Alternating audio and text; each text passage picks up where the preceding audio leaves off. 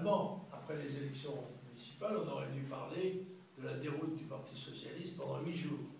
Le lundi à 14 h, le président a interrompu le processus en annonçant un nouveau gouvernement.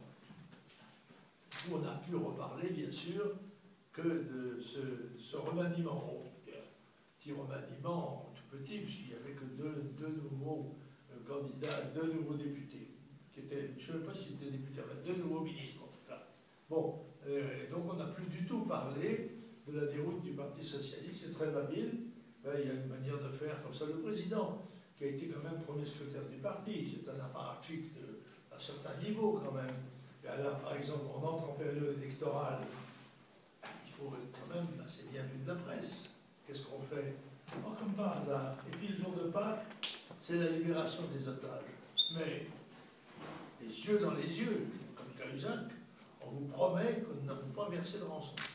Or, moi, j'ai entendu l'écho de ce domaine-là, en train de lire un livre d'ailleurs qui s'appelle Sahélistan, dans lequel l'auteur évalue, il donne le prix habituel.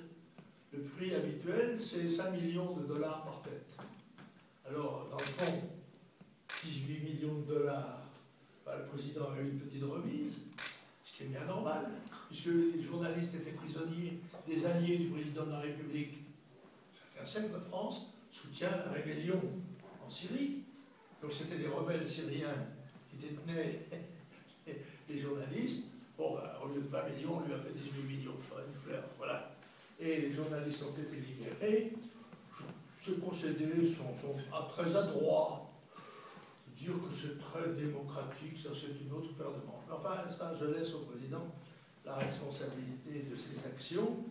Il devra en rendre compte démocratiquement tôt ou tard.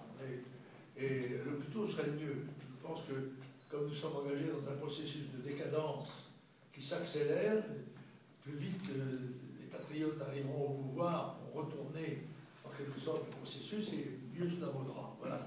Alors nous allons engager une série d'élections importantes. Il faut dire la vérité. La seule indulgence qu'on puisse avoir pour les politiciens français, qui ne voient rien dans l'avenir, ils ne voient jamais rien. Gouverner, c'est prévoir, mais eux, ils ne gouvernent mal puisqu'ils ne prévoient pas. C'est qu'ils ont la tête dans le guidon. Ils passent d'une élection dans l'autre. Il y a une élection chaque année, pratiquement, et il faut se faire réélire, faute de quoi, en politique, on disparaît. Alors, cette année, donc, ce sont les élections européennes, suffrage universel, à un seul tour, et à la proportionnelle. Les sondages, même, ce sont des sondages, je les considère comme tels, sans plus, disent que normalement le Front National arrive en tête devant l'UMP et le Parti Socialiste. Je pense que les sondages font confiance excessive à l'UMP,